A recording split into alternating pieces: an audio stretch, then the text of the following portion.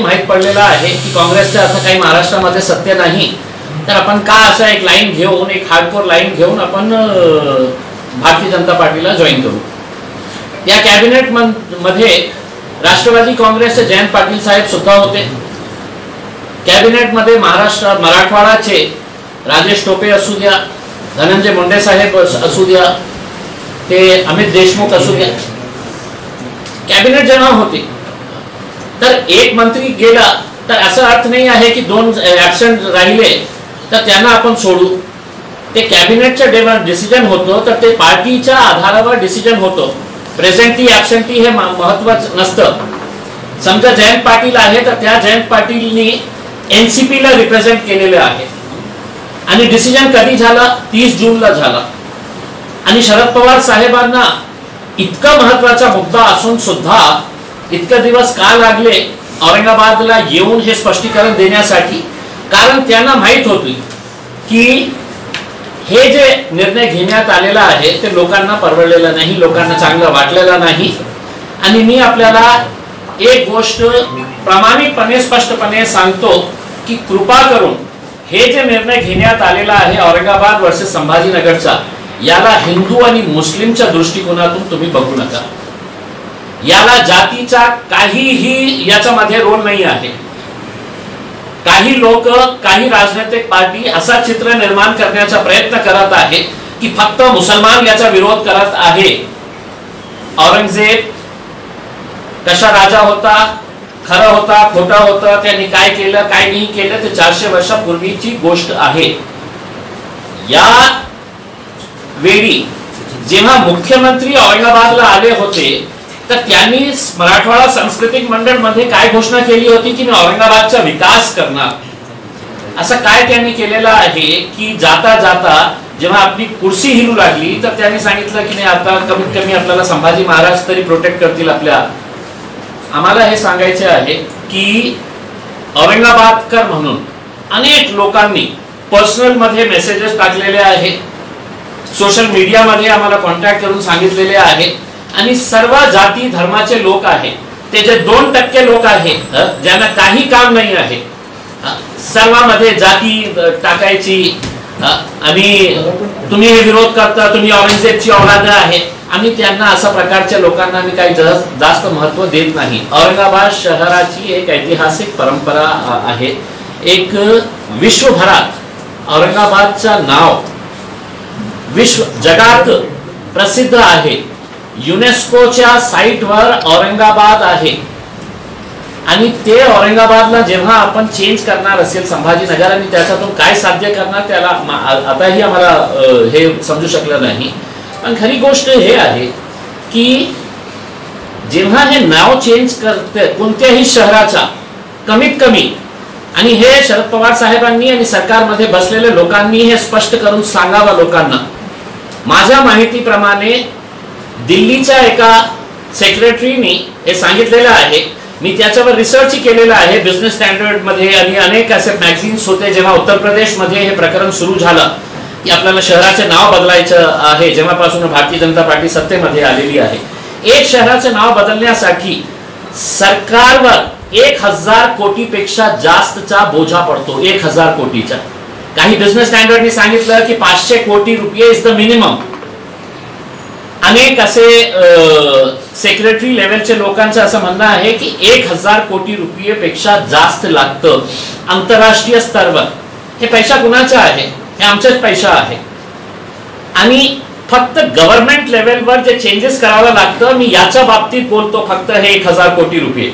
आता माझे एक दुकान आहे, ते दुकानावर औरंगाबाद लिहिलेलं आहे, ते पुसावं लागणार। जे आयडेंटिटी कार्ड आहे, तुमचा आधार कार्ड आहे, तुमचा पासपोर्ट आहे, तुमचा पॅन कार्ड आहे, हे सगळं कोण चेंज करणार? कोणी आणणार?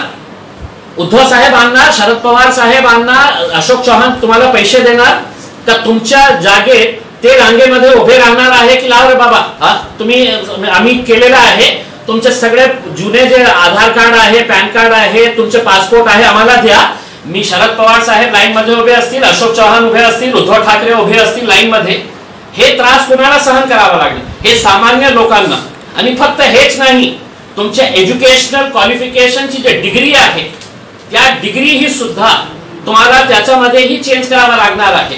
समजा आज जे औरंगाबादचे मुले विदेशात शिकत आहे त्यांच्या डिग्रीवर औरंगाबाद लिहिलेला असेल आणि काही वर्षानंतर समजा हे सत्य झालं तर त्यांची डिग्री सुद्धा त्यांना चेंज करण्यासाठी लाईन मध्ये उभा राहावं लागणार आहे. आता हे कोण करणार आहे? हे त्रास कशामुळे सामान्य लोकांना सहन करावं? हे का पैसे देणार आहे का? माझा पासपोर्ट आता तयार झालेला आहे. सर्वप्रथम लाखोंच्या संख्येने लोकांना ते पासपोर्ट साठी लाईनामध्ये उभे राहावं लागणार आहे. त्याचे पैसे कोणी सरकार देणार नाही. आधार कार्डचे पैसे कोणी सरकार देणार नाही. पॅन कार्ड चेंज करायसाठी कोणी सरकार देणार नाही. तुम्हालाही लाईन मध्ये उभे राहावं लागणार आहे. तुमच्या खिशातून ते पैसे खर्च करायला पाहिजे. तुम्हालाही सांगण्यात येईल की तुम्हाला हे आता करा, आम्ही नाव चेंज केलेलं आहे, आता हे जे भानगडी आहे दुसरे ते तुम्ही करा. म्हणजे आज जे शरद पवार साहेब जिथे इथे आलेले आहे एक डॅमेज कंट्रोल करण्यासाठी आलेले आहे. मी तर त्यांना ओपन चॅलेंज करतो की तुम्ही मला हे सांगा की तुम्ही नियम सांगितलं मला, हे आम्हाला माहित नाही होतं आपल्याला. मग त्या कॅबिनेट मीटिंग मध्ये का उद्धव ठाकरे साहेब आपल्या मंत्र्यांना कॅबिनेट मध्ये गाना सुनाने के लिए बुलायचे? काय डान्सचा प्रोग्राम होता का तिथे? की आपल्याला माहित नाही हे मुद्दा येणार आहे आणि मुद्दा आल्यानंतर का जयंतराव बाहेर पडले नाही, का दुसरे मंत्री बाहेर पडले नाही, का त्यांनी नोंद केली नाही की नाही आम्ही याचा विरोध करतो? कारण आमच्या कॉमन मिनिमम प्रोग्राम मध्ये हे नाही आहे. तुम्ही सांगितलेले आहे, आम्हालाही माहित आहे कॉमन मिनिमम प्रोग्राम मध्ये नाही आहे. पण जाता जाता आपण ही जे लाईन घेतलेली आहे आता आपण डॅमेज कंट्रोल करण्यासाठी औरंगाबाद मध्ये येऊन 2 दिवस इथे बसलेले आहे. कारण त्यांना माहित आहे की किती राजनीतिक मोठा फटका त्यांना बसणार आहे. पण काही आवश्यकता नाही शरद पवार साहेबांना औरंगाबादला येऊन एका हॉस्पिटलच्या उद्घाटनासाठी एका कार्यक्रमाच्या उद्घाटनासाठी 2-2 दिवस येऊन आणि त्यांचे जे पार्टीचे जे कार्यकर्ते होते जे घोषणा झाल्यानंतर गेले सगळे आपले मंत्र्यांकडे की साहेब आमची तर दुकान बंद होणार, आमची तर पार्टीची वाट लागणार आहे, काहीतरी मदत करा. आणि मग ते मदत करण्यासाठी शरद पवार साहेब इथे आले. त्यांनी हे पण स्पष्ट करून सांगावे की आम्ही त्यांचे एका आमदाराचं स्टेटमेंट पेपरमध्ये त्यांनी दिलेलं आहे, हो आम्ही समर्थन केलेले आहे, सतीश चव्हाणचं स्टेटमेंट आहे पेपरमध्ये आलेलं आहे. मग एका साईडला आपण एक वेगळी भूमिका घ्यायची आणि दुसऱ्या साईडला फक्त लोकांना हे सांगण्यासाठी की नाही हे आमच्या अजेंडामध्ये होतं नाही, आम्हाला माहीतच नाही होतं. म्हणजे शरद पवार साहेब सारखा इतका मोठा नेता असं बोलणं म्हणजे किती एक हास्यास्पद हे आहे. मला माहितीच नाही होतं काय चाललेलं आहे. आमच्या अजेंडामध्ये नाही होतं तर आता तुम्ही हे स्पष्ट करा की नियम तर सांगितलं तुम्ही, तुम्हाला औरंगाबाद पाहिजे का संभाजीनगर पाहिजे हे स्पष्ट करून टाका. आमच्यासाठी महत्वाचं नाही. अरे औरंगाबादकरांना महत्वाचा आहे हे मुद्दा, आपल्याला नाही असेल पण आमच्यासाठी औरंगाबाद मध्ये राहणारा, कारण आम्हाला एक टुरिझम सिटी आहे, आमच्या इंडस्ट्रियल एक सेक्टर आहे खूप मोठा. तुम्ही अनेक तरुण पिढीला विचारा, एक देसी दारूची किंवा बियर बार बंद करण्यासाठी सरकारने एक नियम टाकलेला आहे की तुम्हाला तुमच्या एरियामध्ये देसी दारू की दुकान नाही पाहिजे, बियर बार नाही पाहिजे, तर तुम्ही वोटिंग करून ते दुकान बंद करू शकतं, ते बियर बार बंद करू शकतं. आणि इतका मोठा निर्णय फक्त एका माणूस 30 वर्षापूर्वी इथे आले होते बाळासाहेब ठाकरे, त्यांचं काय कॉन्स्टिट्यूशनल राईट होतं, एक पॉलिटिकल हे होतं की आम्हाला हे चेंज करायचं आहे, काय तुमची मर्जी. तुमचे आजोबा पाजोबा आहे तर आमचेही आजोबा पाजोबा आहे ना, तर त्यांच्या बाबतीत कोणी विचार करणार नाही. उद्धव ठाकरे साहेबांना नाही आमची आब्बाची हे होती, आदित्य ठाकरे म्हणते नाही आमच्या दादाची हे होती. अरे आमचेही दादा आहे, आमचेही अब्बा आहेत, हे जे औरंगाबाद मध्ये जन्म घेतलेले आहे त्याच्या बाबतीत आपण विचार न करता फक्त बाळासाहेब ठाकरेंनी हे केलेलं आहे. मी लोकांना हात जोडून विनंती करत आहे की हे जे मुद्दा आहे हे कृपा करून याला जातीचा रंग देऊ नका, याला तुम्ही एक कम्युनल अँगल देऊ नका. आम्ही सर्व लोकांना औरंगाबादमध्ये एक कृती समिती तयार करण्यात आलेली आहे, ज्याच्यामध्ये majority of political parties, majority फक्त त्याच्यामध्ये बीजेपी आणि 2 शिवसेना सोडलं तर सगळे राजनैतिक पक्ष आहे, सगळे राजनैतिक पक्ष त्याच्यामध्ये आलेले आहे. आणि त्यांनी एक डिसिजन घेतलेला आहे की आम्ही 12 तारखेला म्हणजे उद्या दुपारी 2 वाजता भडकल गेट पासून ते आमखास मैदानापर्यंत आपण एक मोर्चा काढणार आहे त्याच्या विरोधात. अच्छा, विरोधात म्हणजे असं नाही की मी हे नावाचा विरोध करत आहे तर ते मी छत्रपती संभाजी महाराजाचा विरोध करत आहे, असा कदापि नाही.